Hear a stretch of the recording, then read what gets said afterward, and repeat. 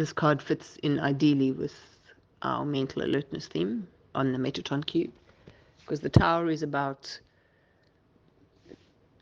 things falling down and being deconstructed and unexpected change, the rug being pulled out up from underneath your feet. And having said that, there's a huge beauty in something being deconstructed. So I'm not a dessert eater, but for those of you that have had deconstructed meringues or I don't know, I think that's what it is, where you have the separate little pieces of the same dessert next to one another.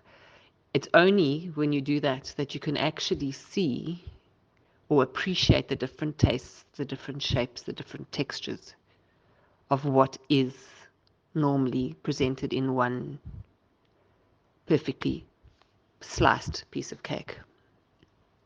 So in our lives, when something is deconstructed, it gives us that perfect opportunity to look at each and every little piece, which in what would often seem as chaos to others, where you can sit in that space and appreciate each morsel that has been broken down.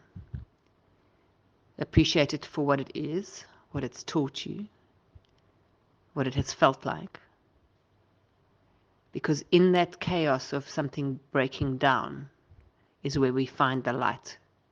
It's where we find that ability to move through the pandemonium of change.